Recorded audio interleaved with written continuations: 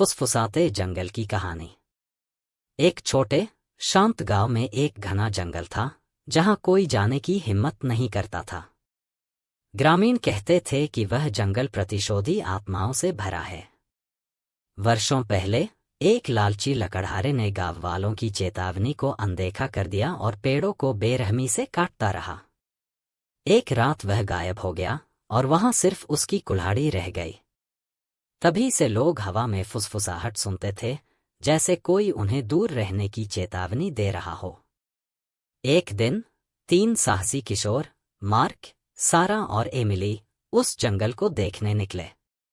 उन्होंने ग्रामीणों के डर का मजाक उड़ाया और इसे केवल अंधविश्वास कहा।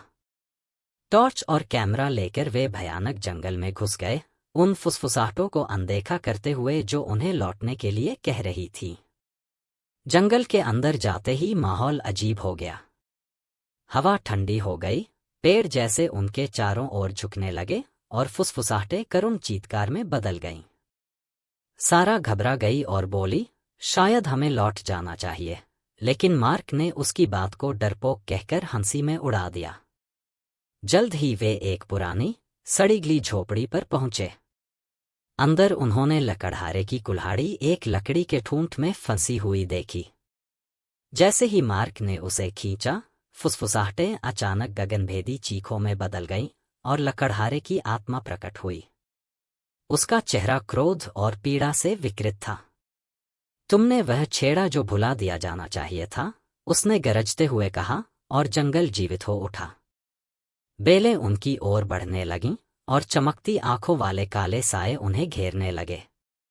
मार्क ने डर के मारे कुल्हाड़ी फेंक दी, लेकिन बहुत देर हो चुकी थी। सारा को ग्रामीणों की कहानियां याद आईं, जो जंगल की आत्माओं का सम्मान करने की बात कहती थी।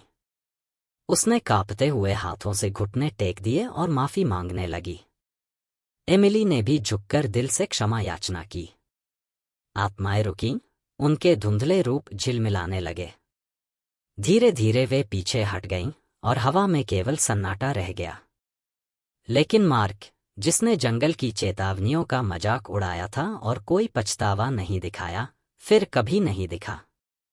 सारा और एमिली गांव लौट आईं, भयभीत लेकिन जीवित। यह अनुभव उन्हें हमेशा याद रहा। उन्होंने अपना जीवन दूसरों को प्रकृति का सम्मान करने और बुजुर्गों की चेतावनियों को गंभीरता से लेने का पाठ सिखाने में बिताया। कहानी की शिक्षा: प्रकृति का सम्मान करें और उन लोगों की बात सुनें जिन्होंने अनुभव से सीखा है। घमंड के कारण चेतावनियों को अनदेखा करना गंभीर परिणाम ला सकता है।